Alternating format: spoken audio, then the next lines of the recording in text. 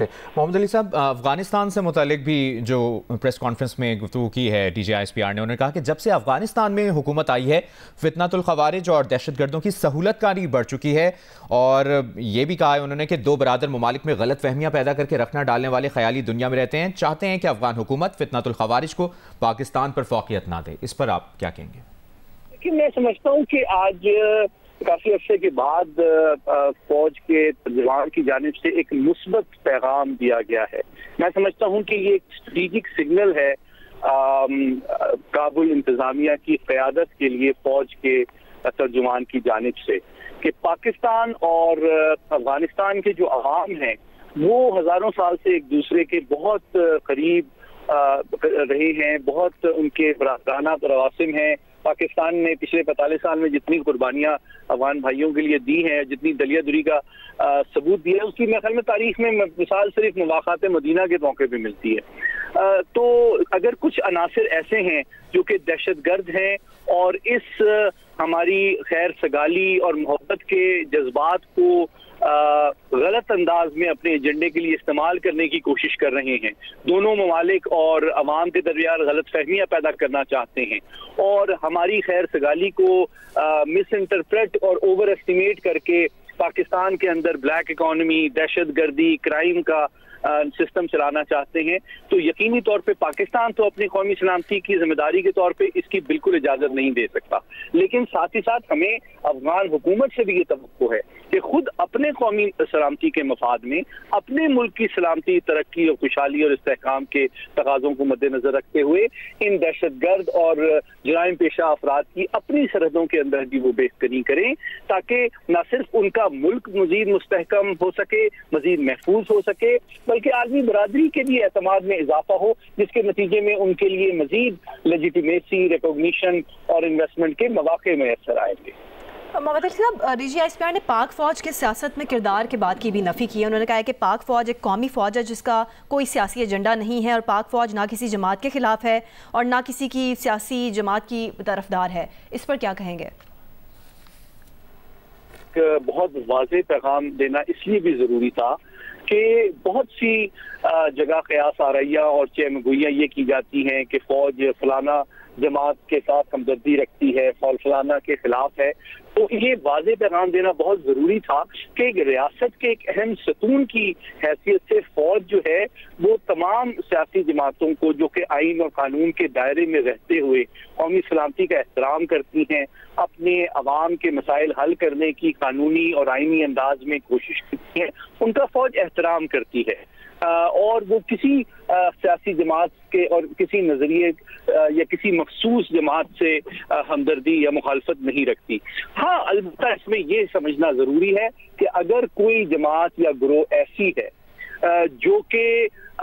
سیاست کو یا اپنے سیاسی بیانیے کو استعمال کرتی ہے اپنے غیر ذمہ دارانہ اینٹی اسٹیٹ جو طرز عمل ہے اس کے سزاؤں سے اپنے آپ کو بچانے کے لیے، یا اپنے سیاسی بیانیے اور سیاسی سرگرمیوں کو استعمال کرنا چاہتی ہے فوج اور عدلیہ کے اوپر دباؤ ڈالنے کے لیے، ان کی عدالتی کارروائی پہ اثر انداز ہونے کے لیے، تو یقینی طور پہ کسی ملک کا آئین و قانون اس کی اجازت نہیں دے سکتا کہ سیاست کا جو میدان ہے اس کو قانون اور آئین کے تقاضوں کے خلاف کارروائیوں کے لیے، ملکی قومی سلامتی کے خلاف کارروائیوں کے لیے استعمال کرنے کی میں سمجھتا ہوں دنیا کے کسی بھی ملک میں اجازت نہیں دی جا سکتی ہے۔ یہی بات راشد ولی صاحب، ایک جو محمد علی صاحب بھی ذکر کریں، اور اس پر بھی روشنی ڈالیے گا جو D G S P R نے کہا ہے کہ بیرونی فنڈنگ سے بلوچستان کے بارے میں بیانیہ بنایا جاتا ہے، اور یہ بھی کہا ہے کہ بلوچستان میں احساس محرومی کا منفی بیانیہ بنایا جاتا ہے۔ جی بالکل، وہ بیانیہ بنایا جاتا ہے، ہمارے سامنے ہے۔ آپ دیکھ رہے ہیں کہ بہت سے ایسے دہشت گرد جو مارے جاتے ہیں، بعد میں پتہ چلتا ہے کہ وہ مسنگ پرسنز کے نام پہ،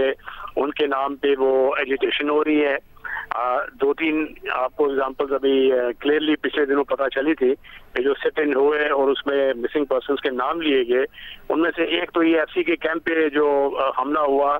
اس میں ملوث تھا، جو وہاں پہ اس کی ڈیتھ ہوئی، ڈیڈ باڈی کی شناخت ہوئی، اور یہ بیانیہ بنانا، یہ باہر سے ان کی ڈوریاں ہلائی جاتی ہیں اور جہاں پہ آپ دیکھتے ہیں کہ بہت سے ایسے ایلیمنٹس ہیں، لشکر بلوچستان ہے، مجید بریگیڈ ہے، یہ وہ لوگ ہیں ان کے سیاستدان جو سیپریٹسٹس ہیں، جو کہ اس کو نظریے کو پینڈر کرتے ہیں، ان کے ساتھ ان کے بڑے قریبی روابط ہیں، اور ان کو اسمبلیوں میں بھی آ کے پھر اس کی گونج سنائی دیتی ہے، اسی بیانیے کی میڈیا میں بھی سنائی دیتی ہے، اور جو وہاں کے لوکل ان کو گمراہ کرنے کے لیے اس کو بیانیے کو استعمال کیا جاتا ہے، اور ایک وکٹم ہوڈ نیریٹو جو ہے اس کے لیے خواتین کو بھی استعمال کرنا شروع کر دیا ہے. تو یہ بہت ایک خطرناک رجحان ہے، اور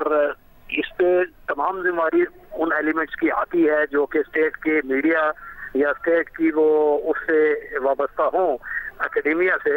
ان سب کا یہ فرض بنتا ہے کہ اس کی یہ ایک اسٹرانگ ریبٹل دیں اور ایک جو کلیئر پکچر ہے وہ نوجوانوں کو بتائی جائے، اور یہ کہاں سے یہ فنڈنگ ہو رہی ہے اور ان کو کس قسم کا بیانیہ خطرناک بنا کے یہ جو زہر ہے یہ امپریشنیبل ذہنوں میں خرائط کیا جا رہا ہے، ڈیپریویشن پہ کھیلا جا رہا ہے، کیونکہ ڈیپریویشن تو پنجاب میں بھی ہے، بہت سے ایسے علاقے ہیں جہاں پہ ان سے زیادہ ڈیپریویشن انڈیکس ہوگا، تو کیا وہ لوگ وائلنس میں ہتھیار اٹھا لیں اسٹیٹ کے خلاف؟ تو یہ چیز ایکسیپٹیبل نہیں ہے، اور اس کو ایک پراپر آرکسٹریٹ اور کوریوگراف کیا جا رہا ہے، اور اس کی ڈوریاں باہر سے ہلائی جا رہی ہیں، اس کا ایک پورا فنڈنگ چین ہے، اور اس میں فورن جو فنڈنگ ہے اس کا بہت بڑا رول ہے اس بلوچستان کے انسرجنسی میں، اور اس کو کلا کما کرنے کے لیے ایک بڑا اسٹرانگ لیڈرشپ کی ضرورت ہے، بڑا ایک یکسو ہو کر ایک بولڈ ڈیسیجن لینے پڑیں گے، اور جو جہاں سرجری کرنی ہے وہاں سرجری کرنی پڑے گی، جہاں مرہم رکھنا ہے وہاں مرہم رکھنا پڑے گا. بالکل. محمد علی صاحب، پاک فوج کی جانب سے ایک بار پھر اس عزم کا اعادہ کیا گیا ہے کہ یہ جنگ فتنۃ الخوارج اور آخری دہشت گرد کے خاتمے تک جاری رہے گی، اور D G I S P R نے یہ بھی کہا کہ دہشت گردی کے ناسور سے نمٹنے کے لیے روزانہ کی بنیاد پہ 130 آپریشنز ہو رہے ہیں. تو یہ اقدامات کتنے ضروری ہیں؟ دیکھیے، میں سمجھتا ہوں آج کی پریس کانفرنس میں جس طرح D G S P R نے اعلان کیا کہ تقریباً اس سال 32,000 کے قریب intelligence based operations counter terrorism کے بد میں دہشت گردوں کے خلاف ملک کے طول و عرض میں کیے گئے. یہ تو اس بات کا ثبوت ہے کہ پاکستان کی جو فوج ہے اور قانون نافذ کرنے والے ادارے اور ہماری انٹیلیجنس آرگنائزیشن جو ہیں وہ تو سر دھڑ کی بازی دن رات لگا رہے ہیں ملک و قوم کو دہشت گردی سے پاک کرنے کے لیے. لیکن یہاں پہ یہ بات کہنا بہت ضروری ہے کہ دہشت گردوں کو پاک کرنے کے لیے تو یقینی طور پہ ہماری فوج مخلص بھی ہیں اور ایڑی چوٹی کا جوڑ بھی لگا رہی ہیں اور آخری خون کا قطرہ بہانے کے لیے تیار ہیں. لیکن ان کی یہ توقع ہے کہ جو باقی ریاستی ادارے ہیں وہ اپنی اپنی ڈومین میں اپنی ذمہ داری پوری کریں تاکہ جو دہشت گردی کے حوالے سے جو اس کی جو وجود اور فیصلہ کن انداز میں خاتمہ کیا جائے. چاہے وہ صحیح. محمد علی صاحب، یہی بات جو آپ کر رہے ہیں ہم چاہیں گے کہ راشد ولی صاحب اس میں آپ بھی اس میں ایڈ آن کیجئے. جی، میں یہ جناب بلوچستان کی بات کر رہے تھے اور اس میں ازالہ کرنے کے لیے دیکھیے ڈیپریویشنز تو اس کا ایک موزائک پراپر بنا ہوا ہے، اس کے طریقے ہیں،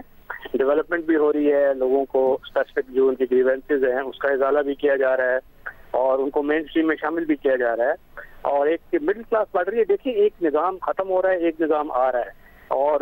سرکاری نظام اور پرانا جو ٹرائبل ایک سٹرکچر تھا بلوچستان کا وہ تعلیم، ایجوکیشن، ڈیولپمنٹ کی وجہ سے آہستہ آہستہ اس میں ایک ٹرانزیشن آ رہی ہے، اور ہر ٹرانزیشن والے معاشرے میں ایک تضاد ہوتا ہے،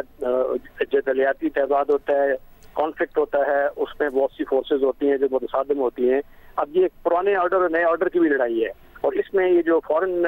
فورسز ہیں انہوں نے ایک اپرچونٹی دیکھی ہے تو وہ اس میں متحرک ہو گئے ہیں، اور ہمارے بہت سے لوگ جو اس میں ان کی مختلف موٹیویشنز ہیں انہوں نے اس بیانیے کا حصہ بن کے اسٹیٹ کے خلاف ایک بیانیے بھی بنانے شروع کر دیے ہیں اور اس میں فائدہ بھی اٹھانے کی کوشش کر رہے ہیں. اس میں کچھ ایسے سردار بھی شامل ہیں جو شروع سے ہی پاکستان کی کانسیپٹ کے خلاف رہے ہیں اور بلوچستان کو ایک سیپریٹ کرنے کے در پہ رہے ہیں. ان کا پرانا ریکارڈ بھی ایسا ہے، بہت سے لوگ ان کے رشتہ دار باہر ہیں، اب ان کو بھی ہم نے اس کا ادراک کرنا ہے، اور یہ ایک بڑے نیوانسڈ قسم کی اسٹریٹجی کے ساتھ اس پوری جنگ کو لڑنا ہے کہ ایک طرف آپ نے محرومیوں کا ازالہ کرنا ہے، ایک طرف آپ نے سرجری کرنی ہے، ایک طرف آپ نے ان فورسز کا جس کو میں اینشنٹ رجیم کہوں گا ان کو ایٹ بے رکھنا ہے، اپنے سیاسی اسٹریٹجی کے ذریعے بھی آئسولیٹ کرنا ہے ان کو، اور ان کو یہاں پہ جو لوکل پالیٹکس ہے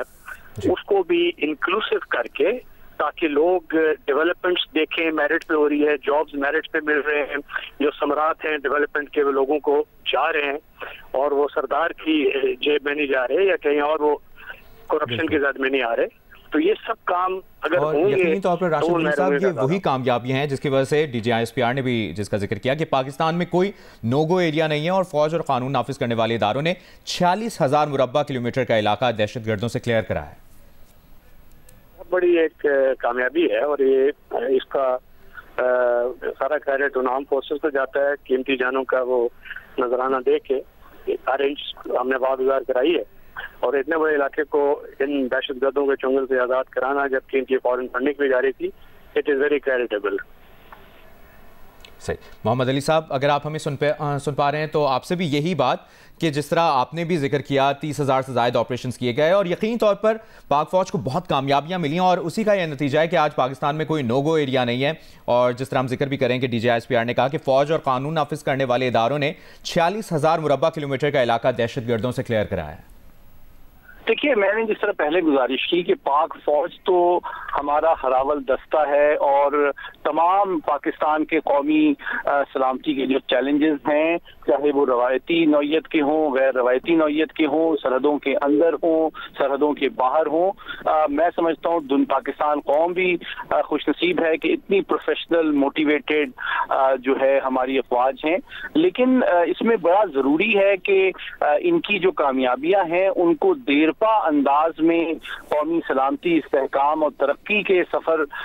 کی جانب ہمیں آگے بڑھنے کے لیے ضروری ہے. دیکھیے، فوج جو ہے وہ دہشت گردی سے ایک علاقے کو کلیئر کر دیتی ہے. جس طرح D G I S P R نے کہا کہ اب الحمدللہ پاکستان میں کوئی نو گو ایریا نہیں ہے، اور اس کے بعد پھر وہ اس کو ہولڈ کرتے ہیں تاکہ اس تمام جو ان کا سسٹم اور نیٹ ورک ہے اس سے مکمل طور پہ اس سرزمین کو پاک کیا جائے. لیکن اس کے بعد جو تھرڈ اور فورتھ سٹیج ہوتی ہے جس میں آپ نے اس علاقے کو بلڈ کرنا ہوتا ہے اور ریٹرن کرنا ہوتا ہے، سول ایڈمنسٹریشن نے اپنے انتظامات سنبھالنے ہوتے ہیں، اور وہ جو گریونسز ہیں، کنسرنز ہیں، ان کا مداوع صوبائی حکومتوں نے، ڈسٹرکٹ ایڈمنسٹریشن نے کرنا ہوتا ہے.